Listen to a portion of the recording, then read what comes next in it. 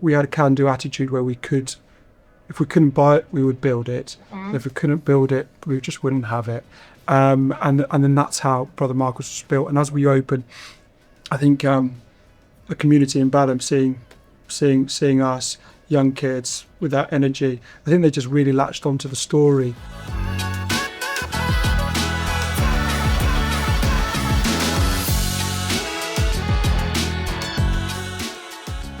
Alex, Tas, thank you so much for joining me on this episode of Serve with Purpose with Belu. I am delighted to be here in your beautiful new bar. Can we take it all the way back to the start? Will you give me a little bit of a backstory on the magic of Brother Marcus?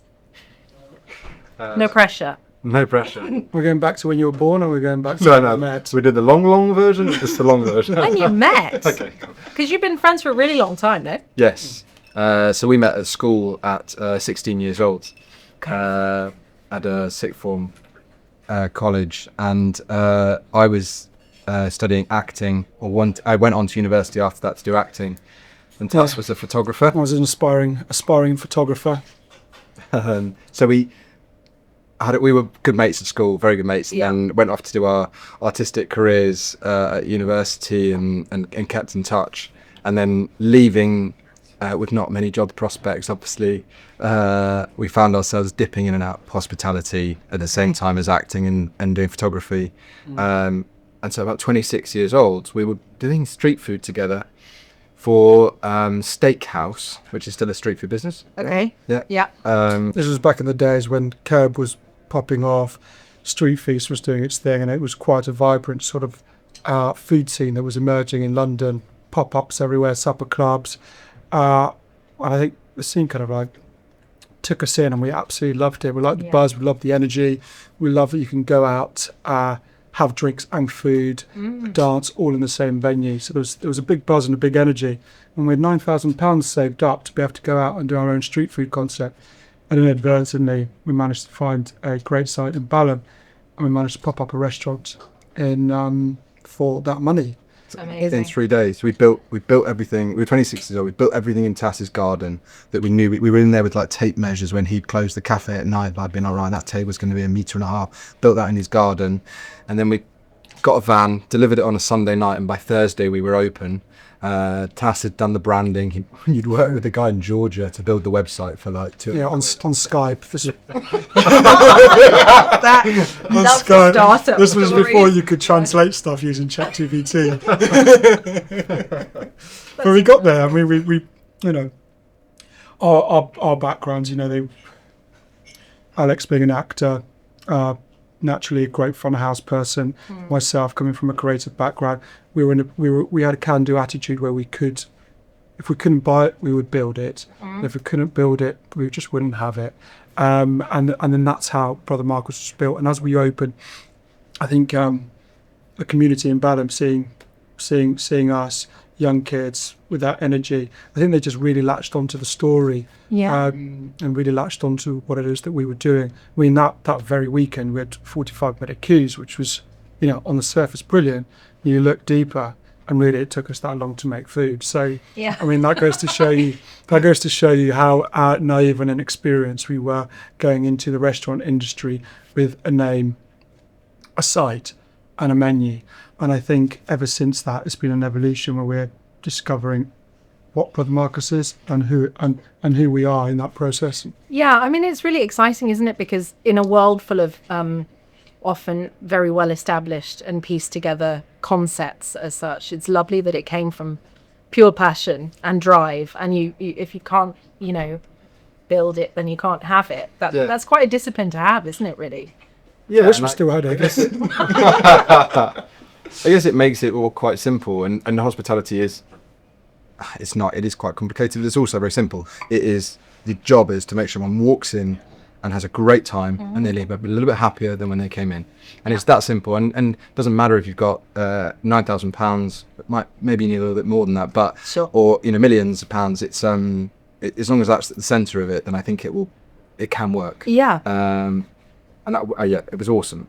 So did you, I mean, that's a long time that you've been friends, and obviously I'm sure there are some more stories that might unravel as we have another drink, but did you decide those roles very early on for front of house, sort of back of house? And when it came to deciding the food and the tone of the service, was that very much a collab, or did one of you lead? I would love to say that we thought all of this through. It was just so natural, and we just intrinsically were like, we'd have a beer every night at the end, and it would just be very much Tasos dealing with this side of things, and also the design of the restaurant side of things, and look and feel of it. And then it would just be very natural that I was dealing with the people and the guest service and guest experience side of it. Nice. So it was never hugely considered like, let's get an org chart out and separate our roles. Yeah. We haven't really done that until about last week, but How's it going 1 week in? maybe another drink. But yeah, it wasn't considered. It was just quite natural, and I think we had inherent talents. Yeah. And I think one thing we were able to do is we were able to design a holistic experience, right?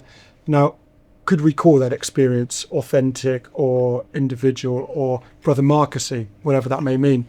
And the answer is no. I think we were quite confused. I think we were going in there thinking, or when going in there, opening at 8 a.m., closing at 4, and having this sort of Antipodean brunch cafe in Belu. Yes, I mean, you look at it on the surface, that's going to work, but the reality is if you're going to sustain that for a longer period than just a year or 2 years, and to look at it as a sustainable business, we had to go through this process of defining who we were, what Brother Marcus is, and try to find our place in it. And it's quite easy to look at Instagram back in the days and go, that's a great dish in Melbourne, that's a great dish in wherever, and combining these ideas to come up with something. But there's only so much that you can go when someone asks you the question, well, what is Brother Marcus? We've got to be there holding our heads up high, go, this is Brother Marcus, and this is what we do. And that's been evolving and changing, and it will continue to evolve and change. But trying to answer that question, it's very easy.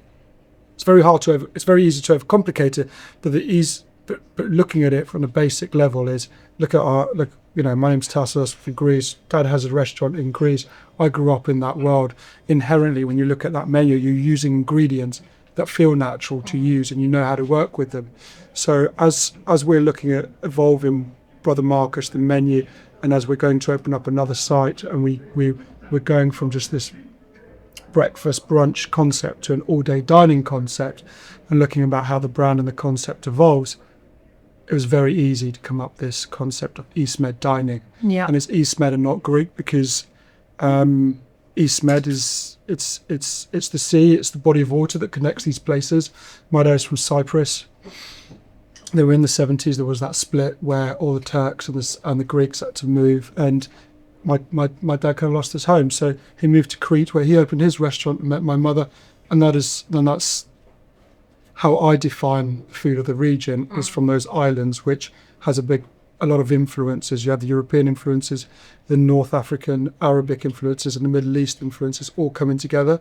So when you're sitting here trying to define who makes the best hummus or where does hummus comes from, you ask everyone in that region and the answer will be completely different. Yeah. But one thing that we can do is borrow things from each of those regions and then present it to the London audience in our unique way. Yeah. And that's our authentic.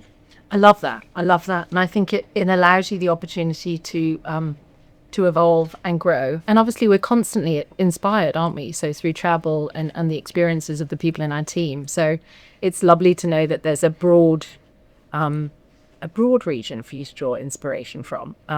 Almost endless, yeah, which is so nice to know that we've only just to some degree we've only just skimmed the surface of possibilities of mining what's there for us to keep going there and bringing things back. Definitely. And there's so many wonderful stories to be told out there, which this is the setting for said stories. But so this has been quite the journey for you both. What I want to know is, obviously you naturally gravitate to the kitchen, but do you ever cook for Taz? Or has there been... Do I ever cook? Yeah, have you in this journey cooked? Brilliant question. No. No? Okay. I mean, must have. I think Alex is underselling it. Alex is a great cook.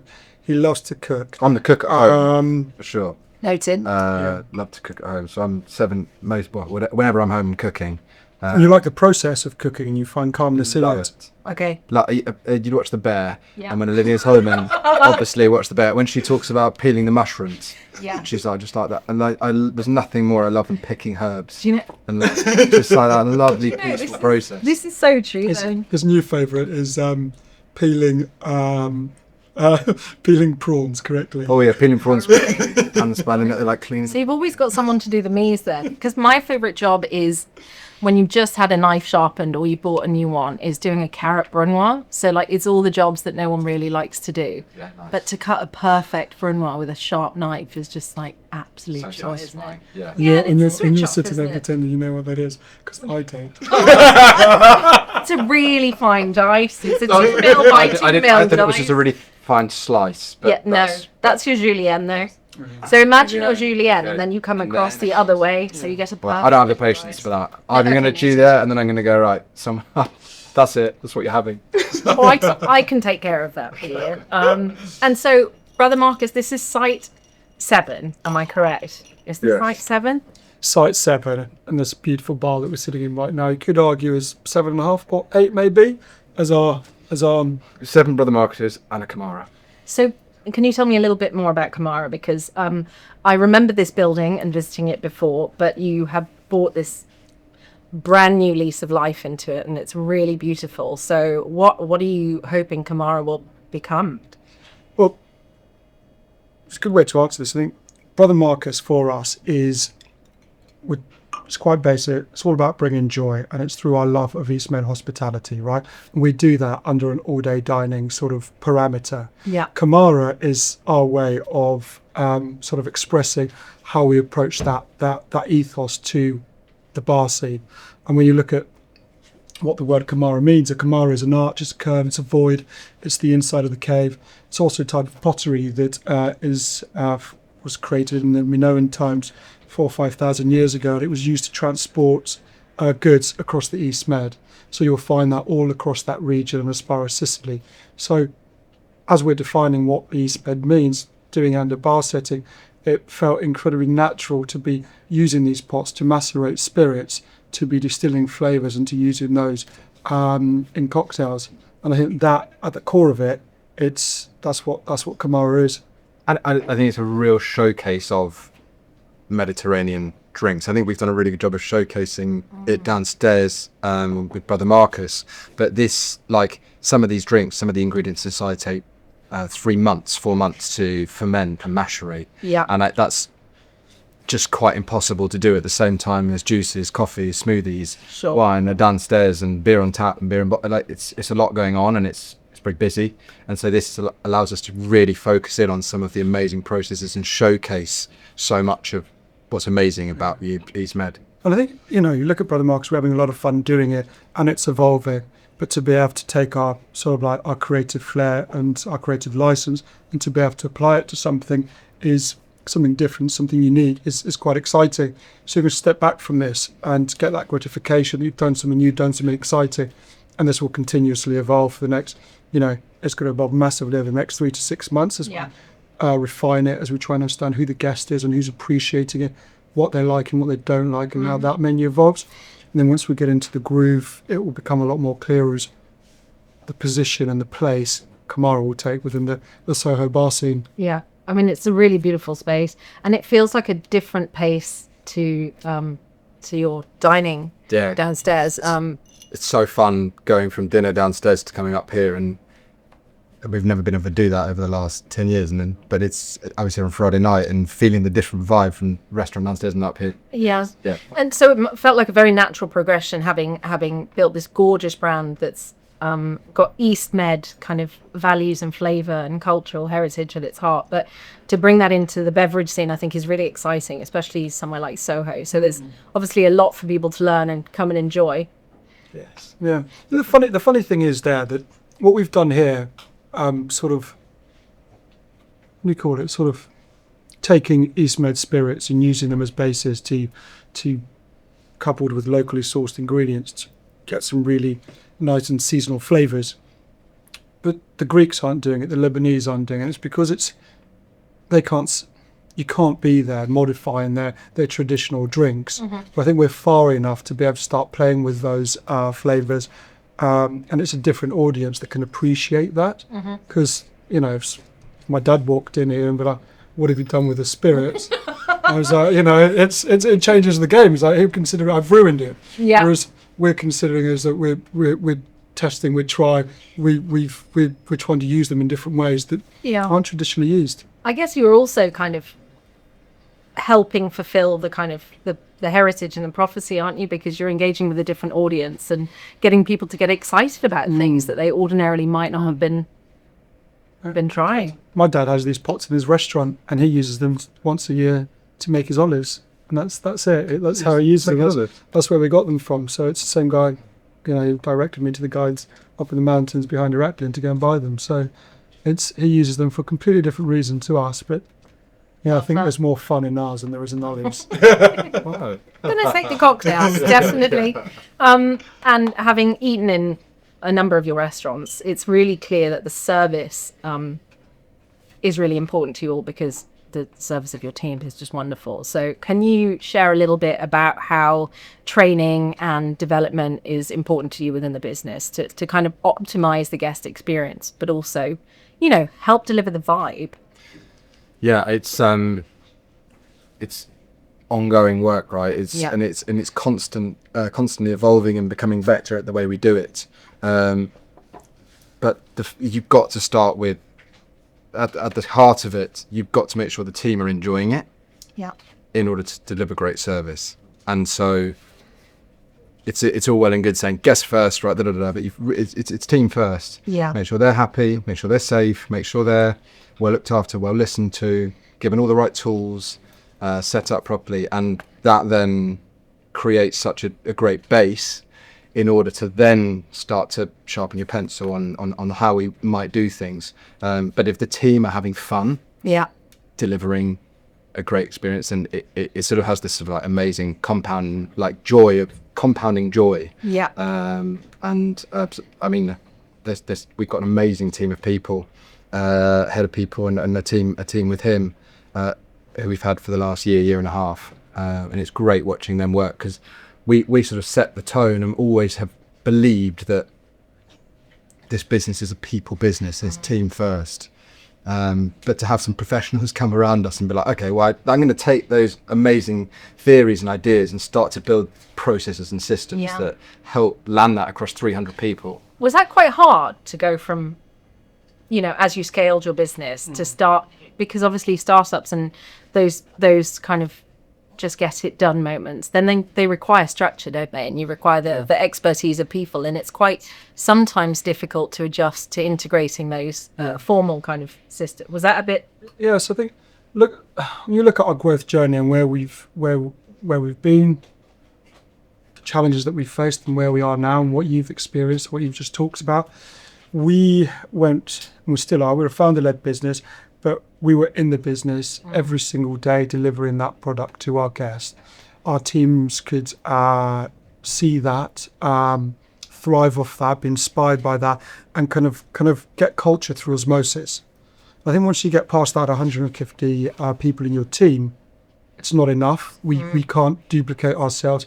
That presence of what right looks like, how we behave with our guests, that's not something that we can go and just show people anymore. Sure. So you have to kind of codify what it is that you do, how you go about it, and then systemize it in a way that we can then get people on board, right? So I've been here talking about authenticity, I've been talking about, the EastMed concept, but there's no point talking about any of that stuff unless it's getting down to the team. This is a cascade effect, because I'm not serving up my guest anymore, I'm not making the food. Alex is not able to give, turn someone's bad experience into a good one, which is very, very good at. So it's like, how do we empower our teams to be able to do that? And our concept, this whole idea of EastMed dining is a gift to be able to do that, because at the heart of it is generosity. Yeah. You come in, you think you're getting something, you leave with a lot more.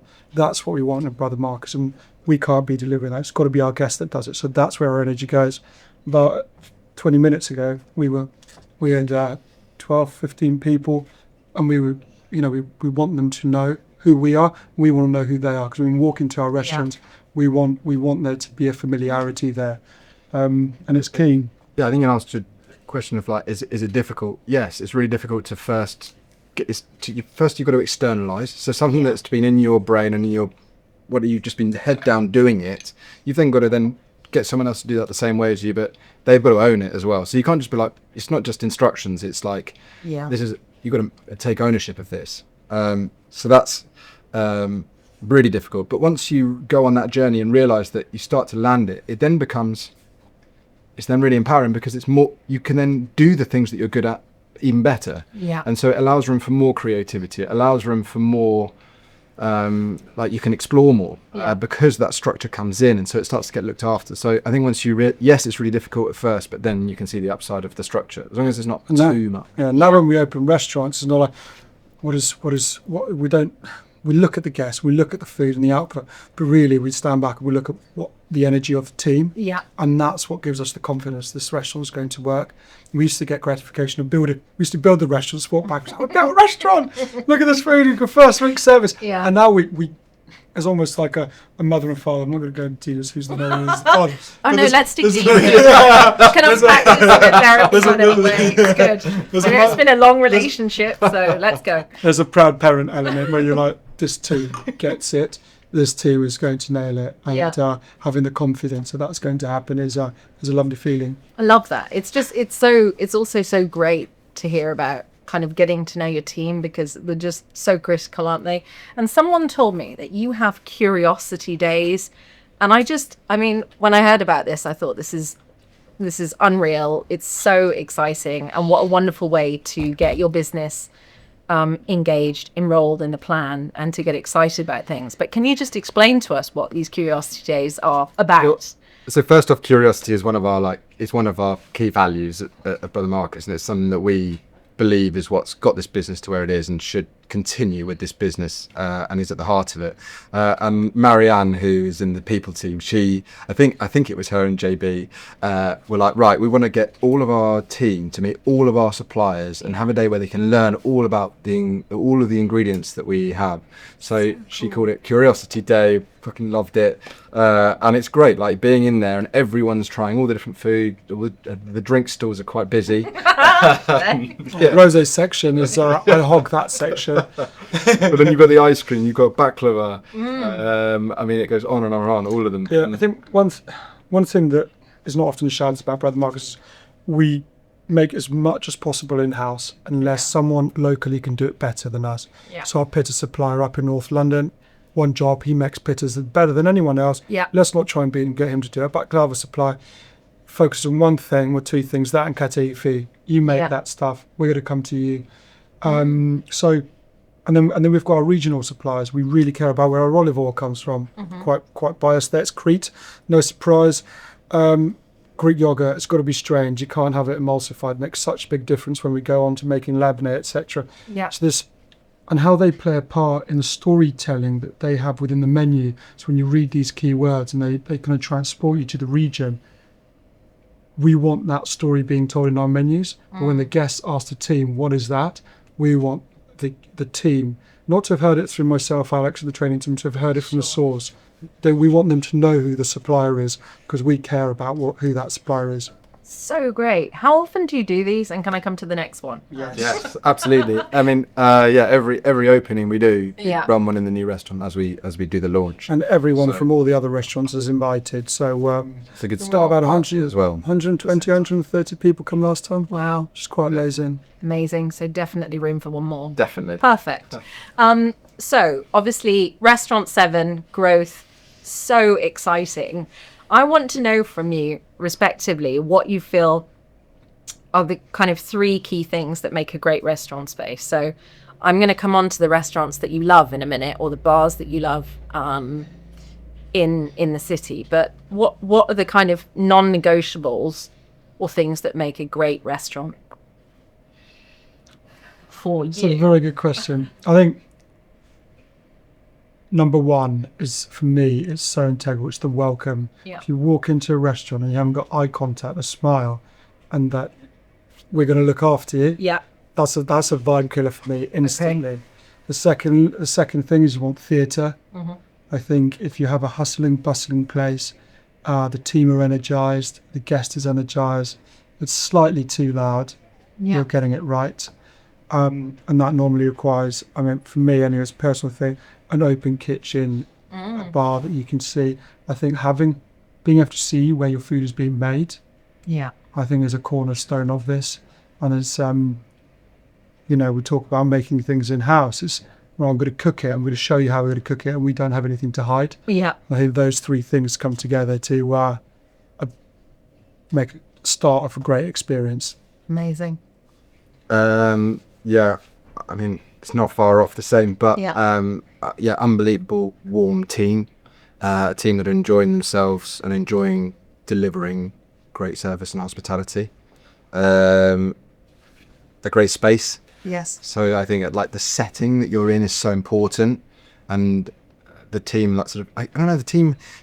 Sometimes you can have this like, and then obviously food and drink is the third, but then it's when all of them marry together. Yeah. They've all got a dovetail because it's so important that they all overlap. Tasos is talking about the space and the ambience, but like when it's done well, and with all those three things, the team, the space, and the food and drink and the offer, like when it all lands, it's magic. I think one thing we know we can do at Brother Mark is we've honed that skill down over time. We're on 7 sites now. We think we know how to make a Brother Marcus come to life. But Kamara, this bar that we're in, I was bricking it. I was in a situation. Really? Absolutely. Okay. We were running things in tandem. So we said we were going to open a bar. We didn't have a name. We wanted to open a bar because we've been talking about it for a long time, but didn't fill in the gaps. We hadn't designed it yet. We hadn't developed a drinks menu. So all these things were moving at the same time as we were developing the brand, the offer, the space. And then last week, it was the first time we saw this thing coming to life and seeing people in it and interacting with something that, was just in our heads. So I was literally bricking it. I was sitting there going, is this going to make sense? Yeah. And I think that's the bit. And, fortunately enough, it felt like what I was hearing is it did make sense. Yeah. And there's some rough edges that we need to iron out, but it was nice to see it all starting to make sense. And sometimes in places it just doesn't make sense, and it's hard to pinpoint what that is. And do you in that journey, because with some of our other guests, we discussed this idea of mentorship, and many of the people that we have had conversations with didn't begin in hospitality. They've come from finance and banking and all sorts of, other career trajectories, but came to hospitality with this kind of love and passion. And so as you navigated this journey, and when you have those moments as a founder, I guess, what's your circle of turn? Obviously you have each other, but is there a wider network of mentorship? Everyone's allowed one wobble. Yeah, everyone's allowed one a a wobble. quarter, no? Come on, let's be so real. You need to have people around you that can you can safely wobble. We took on a Completely. Yeah, we took on a non-exec. We've got a guy called Dorian Waite, Okay. who's one of the founders of Honest Burgers, and he's been a quite unbelievable source of help and a sounding board, great advice. He's made all these mistakes before in this industry, and so we've been working with him for a couple of years. It's great, and it's so unbelievably helpful. Yeah, I bet. So Yeah. do you have the unspoken rule where one can wobble, but the other one has to, hold the fort? Or do you ever have a mutual wobble? What a great question. I think Because I that's the thing, it's isn't always it? been. It's not a rule. It just happens. But whenever one of us has a wobble, it's just always been the case that the other one's going, actually, hold on, we're okay here. Okay, we've got About this. Yeah. And then it No, flips. Then the next day. Oh, I love that. it's like, sheds, I'm sorry. I remember. This might have been a really bad idea. We were opening Spitalfields in 2019. I remember looking at the restaurant. And it was about 3 hours until all the guests arrived, and it was not even close to built. And I just remember heading my hands on the outside, and Tasos was like, "Mate, I promise you, it's going to be okay." Wow. And 3 hours later, it was okay. I don't know how. I think that happened in Covent Garden as well, didn't it? Yeah. On the balcony, and then you ready to jump off. Oh, gosh. Goodness me. All right, okay, noted. I had one with this one, a big one. I was like, is it all going to make sense? Is Yeah. this a vanity project? are we just trying to, because we've done it with Brother Marcus, do we just assume that we can do it? And I think wobbles are important. I think sleepless nights are important. When you stop having those, it means I don't think you care enough. And I think it's so important that it becomes, you need to feel alive when you make these big decisions, because they are big decisions and they don't just affect us, our families, but we've got, 300 people working for us now, and you mess it up. Yeah. You mess it up for a lot of people. And every time you sign a restaurant, it is the most ginormous commitment. Yeah. Like 15 years, we are going to take this place. We commit to all of these bills, rent, the whole thing. We're going to take a team of 50 people. It's ginormous. But we've got good at. I don't know. I think we've got all right. The wobbles become less intense. We're sat at number 7. We're in your bars. I reckon you've got it sorted now, chaps. Yeah, I think we're doing all right. I want to ask you both about, because I ask all of our guests, but when you are not in your own restaurants, this is the no self-noms thing, right? So don't give me another Brother Marcus. But when you are out of your business and you're in the city, is there a restaurant or a bar that you love to go to that really is a great representation of amazing hospitality to you? Loads of little bits and bobs, so let's do a few. Yes. For a coffee, I think Rosalind Coffee City is amazing. Not just the quality of the coffee, that's world class, but the hospitality is awesome, and you might be in and out within a minute, but there's always someone, how's your day, how's this, how's that, cool, out you go. So really quick, great quality, and like really friendly. I recently loved Bear and Jack. So That was sparse. That was fun. So good. I want to say, do you remember we went to Firebird recently? That was Stumbled across it just as we were looking to sign this, and had a lovely meal from the open fire. Had the chef serving us the dishes directly, cutting out the servers. There's an element where you feel like you're being looked after, and it doesn't just come from the server. It comes from the whole team, which I love. I think it's a holistic sort of form of hospitality. It's not just I'm just the cook. I don't speak to anybody. So Yeah. I've got a part to play in the story. That was really cool. I love Blacklock. Oh my God. Steak. All the chops. Yeah, the chops. And the bread underneath the chops. The best bit is when the cheesecake at the end. Yeah. I mean, I That's was hospitality coming to right that, there. but I just started at the chops. But the Apologies. cheese. I like that they sell red wine in a litre. That's my... Yeah. And the Negroni trolley. Negroni trolley. I mean, what else do you need? Yeah. Sammy style cheesecake and a trolley with Negronis. Yeah. Really. So what's the cocktail of choice then? When you are, what's your drink? Where, out or in Kamara or... In Kamara. In Kamara. Mine is the smoked pepper daisy, and it's not the drink that you have at the beginning of the night, because it's so spicy, so smoky, that it will almost destroy your palate. But Oh, wow. I want to say destroy is quite a... I need to get better at talking about this. It is. Come to Kamara. Destroy your palate. Yeah, the merch is going to be amazing. No, but I think it's a real connoisseur sort of drink, and there's a lot of some powerful flavours. So you've got to have it towards the end of that Kamara journey. Noted. As you are escorted to the taxi. That can be cut out. That. I don't know. Excellent. I'm sure we can do something. It's powerful. It's AI can punchy. sort that out. Yeah. It's spicy. Spicy. Sounds great. Mine's the... I've got two, but I'm going to go for the our old-fashioned, which is the actual name, or the hidden name for it is the Greek breakfast. Yeah, it's which a good story. is Greek. Well, I'll let you tell it. Come on. Well, a Greek breakfast. They don't normally have breakfast. So it consists of waking up, having a cigarette, having a coffee, and if you're lucky, you might have a slice of bread with some honey on it. If you're lucky. Okay. So in this, we've got this. The Freud whiskey. Okay. Not the whole, So not all of peaty, it. smoky. So just it's not like 50 ml of it, with enough of it to Okay. bring that. And then there's all the flavours of the honey, the toast coming And through. it's washed with butter as well, so you get like a thickness of viscosity to it.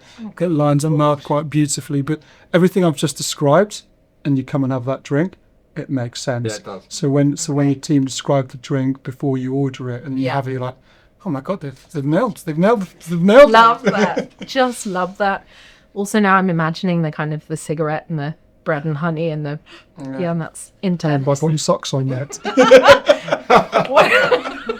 What a makeup. My goodness. And I've got to ask you both, and I know you did say at the start, but is it still or is it sparkling? Let's talk about water. Oh, Sparkling. we've been sparkling All day. since the beginning of a Belu journey. Well, I've moved to sparkling in at 9 a.m. now as well, which is Yeah. quite intense. Oh, it was like At lunchtime would normally be Wow. go to sparkling. Transition. Now transition that. to full I sparkling. know I have it next to my bed in the evenings. No. Yeah. In the night. I sometimes have sparkling water if I haven't finished it. throughout the That's day. insane. And what about you?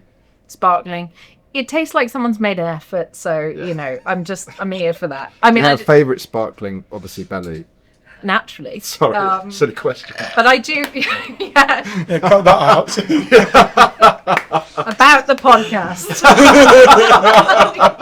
I'm not sure with the whole t-shirt brand. I just got carried away. We're having a quick chat. Sorry. Yeah, I hear it's really You're not good, alcoholic drinks so- starting to kick in.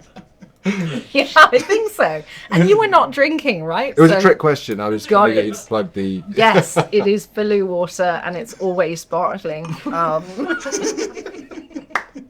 We've nailed this, boys. top viewing. Top content. So, what else do I want to ask you? I want to ask you, obviously, the podcast that we are hosting is called Serve with Purpose. It is about making important, valuable, pivotal decisions as businesses that lead to something bigger. So what I'd love to ask you both is, what does Serve with Purpose mean to you? League of the first for this one, mate. Well, I think it's super important that when we talk about how successful restaurants work. Number one is team, and then guest, and then you've got the community. After that, and then your suppliers, and then your shareholders. This is a Danny Myers structure of enlightened hospitality, and I think giving back to the community in whatever way it is, whether it's the community around that local community in the restaurant or wider, it's super important to give back to that community, because that's what's going to ultimately also support you and your restaurant. Has that amazing compounding effect of you giving and then getting back as well. As we grow, that's constantly challenged. So our supply chain at the moment, we've talked about some of our regional producers. We've got a Maltby and Greek. They specialise in artisan produce from the region, right? We could easily get something less quality, cheaper, but when you think about what that does to the PDOs in the region and how it provides a community with a stable source of income, even if we're still talking about parts of Europe, I think that's still quite important. For that specific village or producer or even that region. And another one which we're quite proud of is best friends from school. Before I met Alex, our previous school, they have a fruit and veg business that they started during COVID. We were their first ever customer. We had 3 restaurants, transformational for those guys. And they started off with just dropping off 3 drops a night to us. Yeah. 3 years later, they're doing 6 to 2 drops. And I think when we're talking about the impact that we can make as a business, it's much more far-reaching with the decisions we can make with the resources that we've got available to us.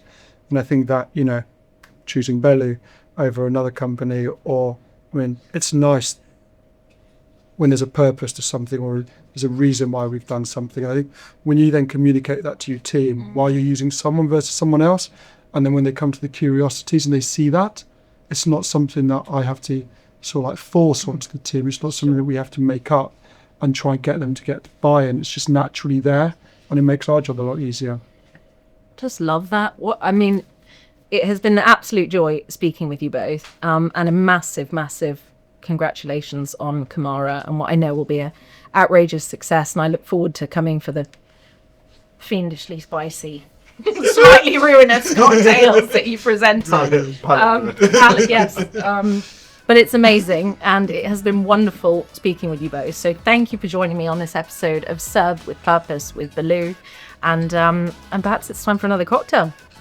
Thank you very much. Thanks. Thank you.